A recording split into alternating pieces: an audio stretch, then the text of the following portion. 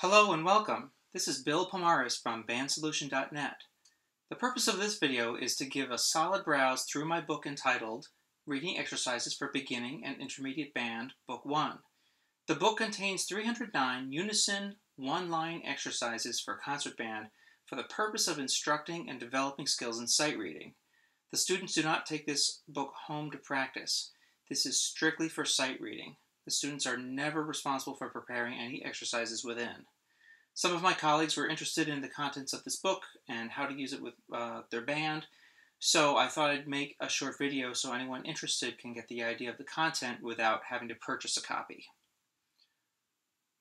I begin using this book with my first-year students at the end of the year, and my second-year students play from the book throughout the year. My third and fourth-year students begin the year by reviewing the last few pages of this book before beginning to read out of Book 2. The band plays 2 or 3 exercises from the book each day with the goal of simply being able to give a complete rendition of each exercise, play from beginning to end without stopping. Depending on the exercise or the concept that is being addressed in the exercise, particularly if the sight reading involves a new concept, I might instruct the band to take notice of the time signature or the key signature, perhaps scan the line for particular notes or rhythms. I might ask them to say the rhythm or solfege the music, or maybe silent practice the exercise on their instrument with their fingers or slide or air drum. The exercises get progressively more difficult as you go through the book, giving practice with concepts that are covered in the student's lesson book in a sequential fashion. This book correlates rhythm and key studies to my method book entitled Essential Studies for Beginning Band. The book is transposed for the students you see here: flute, clarinet, alto and tenor sax, trumpet, French horn, trombone, and tuba. But I conduct from the percussion book when I use this with the band. The table of contents for this book with keys, rhythms, and concepts is posted on my website on the Reading Exercises page under Educator. You can download that file and print it if you wish to follow along here so you can see how the book is laid out. I train my percussionists to read the same notes as flute for bells at the beginning levels, since most of the bell parts in the performance music mirror the flute parts anyway. The first 6 pages of this book, and certain pages interspersed afterwards, only use the flute pages for practicing reading on bells, as I didn't find it necessary for the percussion to play snare and bass drum on some of these pages. They need more practice sight reading on bells. So here's the table of contents. You can download that from the website to get a closer look. And page 1 and 2. 5-note scale, concert B flat. Adds in dotted half notes on page 2, and also quarter rests. Page 3 and 4. Percussion are still playing bells. All the other instruments are unison with the flute parts that are here. Adding quarter notes, getting the chance to play in 3/4 time, getting a chance to get used to that and getting a chance to read those kinds of situations. 5 and 6 adds on to it. We're still working with a 5-note scale, concert B flat. Patterns get a little bit more challenging. We add 2/4 time at this point.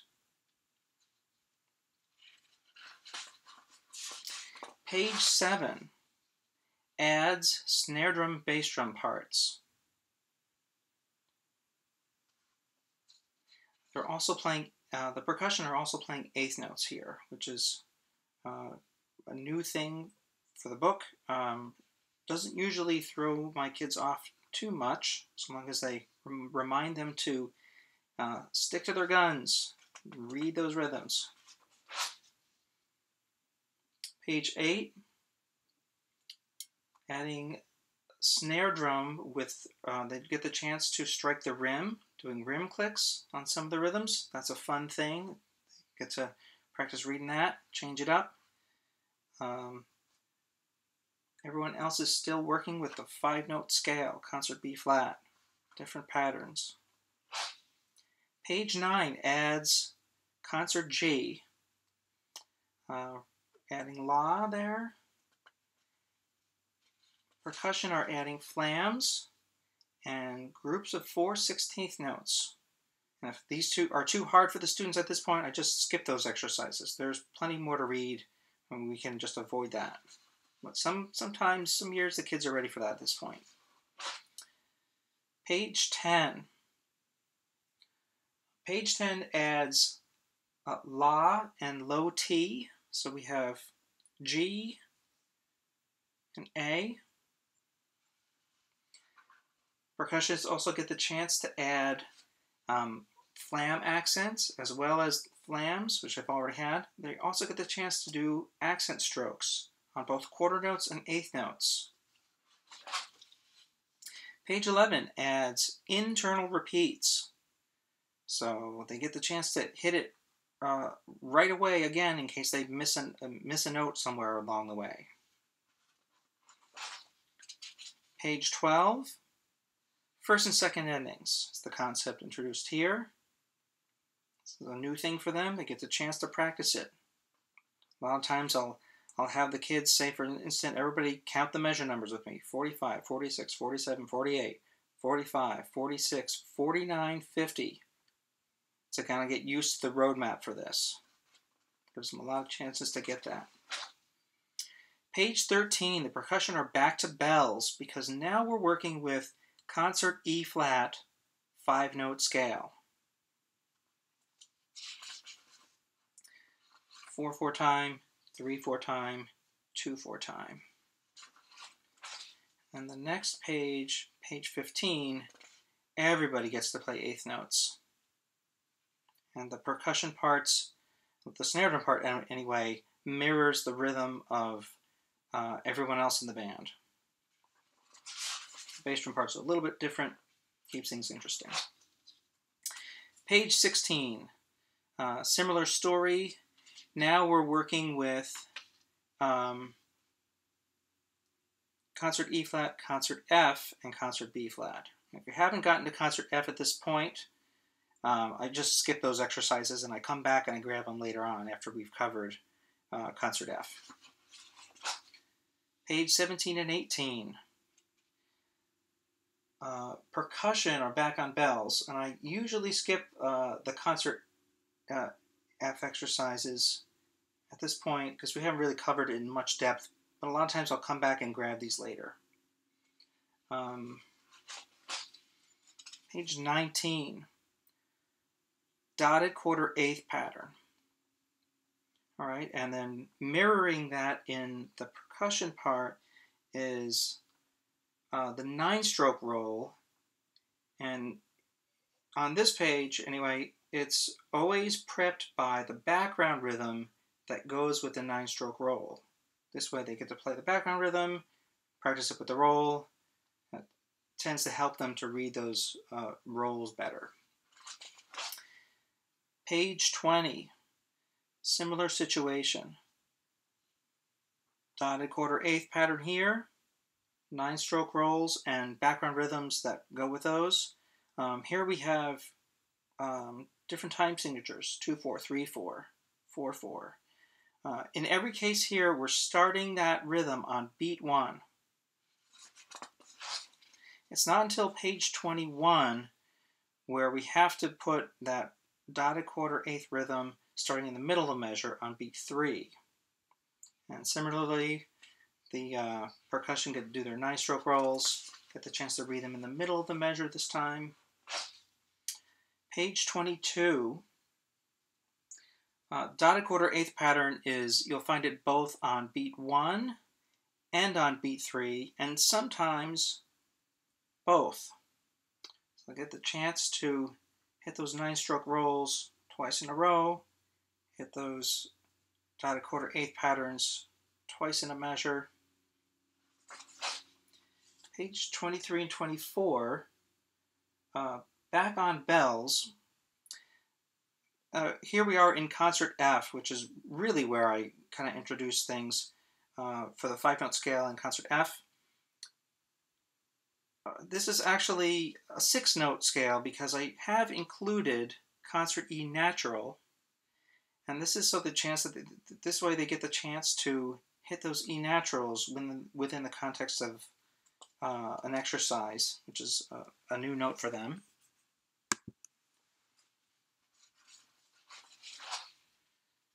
Page 25 and 26 are kind of a review of everything up to this point. Switching keys between concert B flat, concert E flat, concert F. It extends the range also. Here we have an exercise. Lowest note is A, highest note is the C. Above that, page 27, ties across the bar. Page 28, chromatic exercises.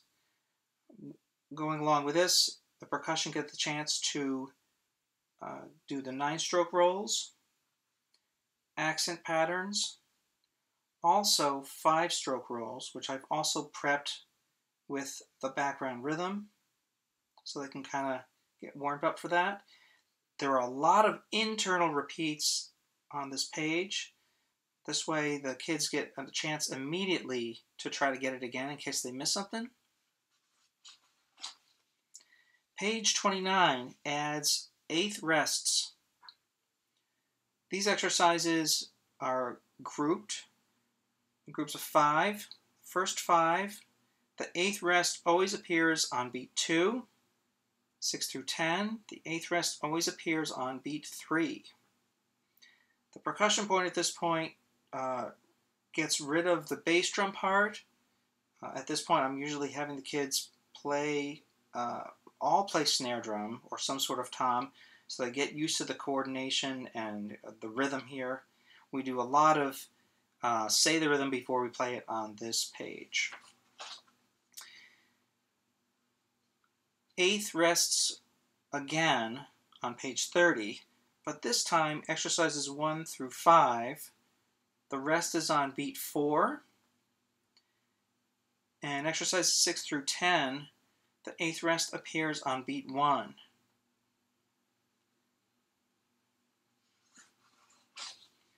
Page 31, 8th rests. This time the 8th rest appears on beat 2, beat 4, beat 3, sometimes multiple times in a measure. This one keeps them guessing and makes it so they really have to read these things. But like I said before, we do a lot of reading, rhythmic reading, say it before you play it, before we play through these pages. So that's it. Reading exercises for beginning and intermediate band, Book 1. If you like what you see here and you think you can use this to some advantage with your 1st and 2nd year bands, you can download order forms from my website, bandsolution.net, and order a set, or you can have your school district pay for them using a credit card through PayPal, using the links provided on that site. I do have to say that I've been using these exercises for over 10 years with my band, and they make a huge difference. The students are able to learn new music much more quickly with a daily regimen of reading exercises because their reading skills are much better. It doesn't take them nearly as much time to learn new music because they can read it so much better the first time. Thanks much for checking this out, and good luck!